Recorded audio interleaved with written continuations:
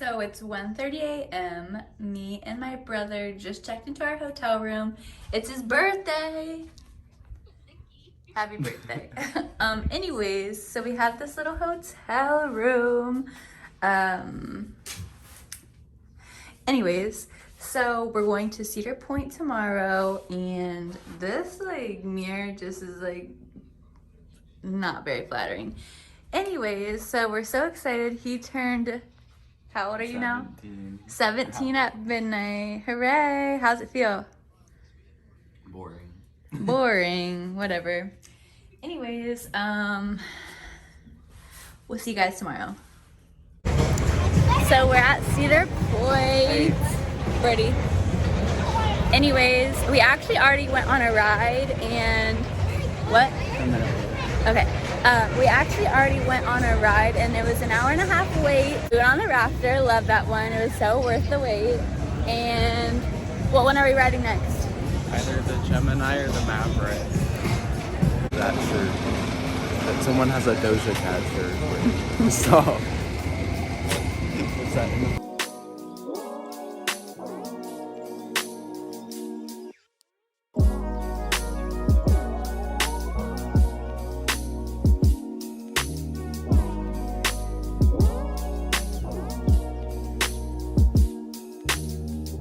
Hi, so it is 7:40 p.m. Saturday, July 17th. I'm sitting on my living room floor because I just have my camera set up in my windowsill. I just wanted to have natural lighting. I didn't want to mess with the ring light or anything.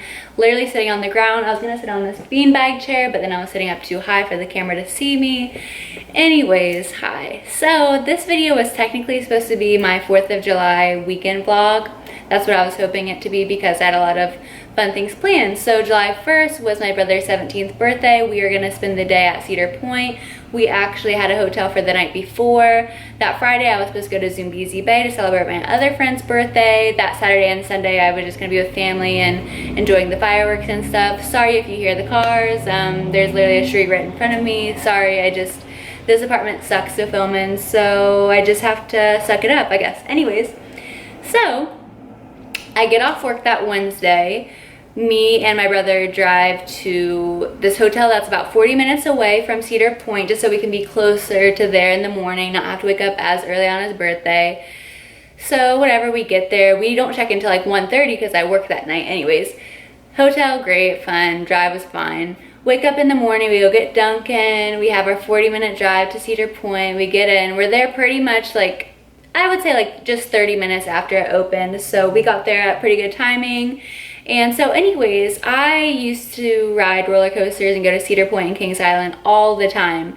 And I love roller coasters, but it's been a few years since I've been on it. Well, anyways, after we would get off of the rides that would go upside down or really fast or anything, I would just feel not right. And I was like, it's just because I'm old and I'm on a roller coaster, that's why I don't feel good, duh, Courtney. So anyways, we started talking later about what time we want to leave. He was like, I kind of want to leave at 8:30. I was like, good, I was thinking the same thing. We can leave earlier, I don't care, as long as we get as long as we have a good time there, it doesn't matter. We don't have to stay all day long. I used to stay all day long, when we would go, whenever I was younger, but it's just exhausting and it was hot and we just rode the rides that we wanted to, and then that was good with us. So it was around 5 o'clock. We were both just done. We were satisfied for the day. We were good to go home. So his birthday. We had a 3-hour ride home, so we did want to get home before it was too late. So 5 o'clock, we both agree that we're done. So we're walking to the car, and in my mind I was like, I can't wait to sit down in the car. I just don't feel good. And it was just my head. I was looking down while I was walking, and my head, I just had a headache. That's what I really mean by not feeling good whenever we were walking. And of course, it takes forever to walk from the back of the park to the front. So anyways, we finally get to the car. I sit down, and he's 17, so he's not gonna drive 3 hours, especially in my car. So anyways, I sit down, and I just needed a second because I was I wanna feel better. Well, anyways, I never really felt better. And then it moved from my head to my stomach, and I was just wearing a comfy tank top and Nike running shorts, so it has a little bit of an elastic waistband, but nothing that'll hurt you, still comfortable.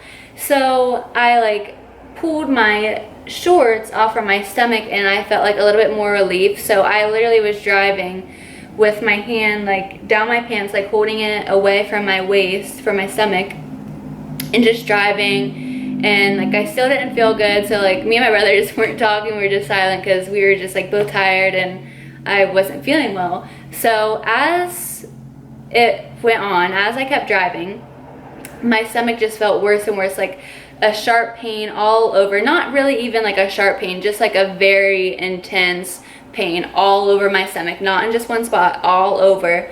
So I was just like, in my mind, I was just like, Courtney, you're overthinking it, just relax, breathe slow.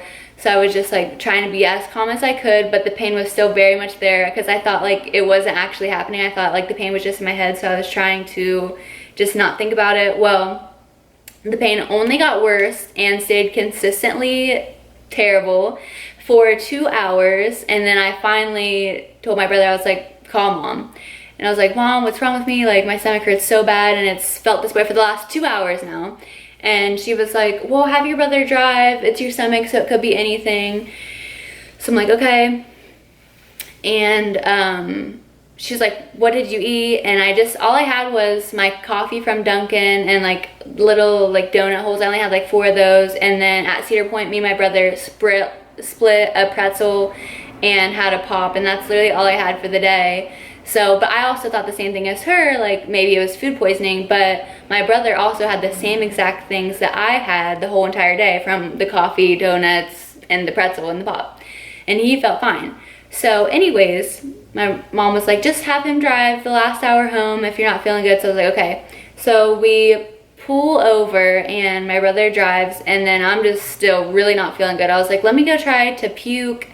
And it wasn't like I even had to puke. It didn't feel like I had to puke. It didn't feel like I had to pass out. But so he drove for an hour, and then we were like 25 minutes away from home, and I was like, I have to call my mom again. Like, this is not going away. Like, what's going on? Like, I'm like really scared at this point, and my arms were going numb. My arms and my face was going numb. So I called her and she's like, oh, you're probably going numb because you're hyperventilating. But I wasn't. Like, I was trying to say the most calm that I ever could in my possible life because I didn't want to like make it worse by like thinking about it too much. So anyways, we get home, I take my clothes off, and like I couldn't like sit down or lay down. Nothing felt good. I was so just like, what is going on? Like I could barely walk. Like I had to like walk like hunched over because it hurt so bad. And mind you, this is my brother's birthday, and so I feel so bad because I'm not feeling good at all on his birthday. So then I'm like, Mom, I don't know what's going on. Like, I think I'm gonna have to go to the hospital. And I don't want to go to a hospital. Like, that's not something I want to do. I just thought there was something wrong, and if I didn't do something about it, that I was afraid I was gonna die. She's like, Courtney, I'm only taking you to the hospital if it's serious. Like, are you being dramatic or what? And I was like, no, Mom, it's so there. Like, I'm not being dramatic. I try to like get myself to not even think about it, but I can't stop thinking about it. The pain has literally been consistent for the last 4.5 hours at this point. So me, her, and my dad get in the car to go over to the hospital. And so my brother's just with my little sister on his birthday, and we go to the hospital, and I'm just quiet, like, and then at this point, like, yawning hurts my stomach, like breathing out hurt my stomach, and I was tired too, because mind you, like, I drove so far the night before, didn't get much sleep, was walking around the park all day, and I was tired, but like I couldn't, like, trust me, I tried to sleep and I just couldn't sleep because the pain was so there. So yawning hurt, breathing outwards hurt. While we were driving to the hospital, like I was like short of breath. Like I thought I was gonna be able to stop breathing. Like I didn't know what was going on. So still, I never felt like puking. We were like about 10 or 15 minutes away from the hospital. I actually puked a little bit, which made me feel like 5% out of 100 better. Like that was it though. The pain was still very much there. Plus, whenever I was standing up, it felt better than sitting down, because like I think that was another thing why the pain was so much there in the car versus walking during the day, because it hurt worse to sit down than to stand up.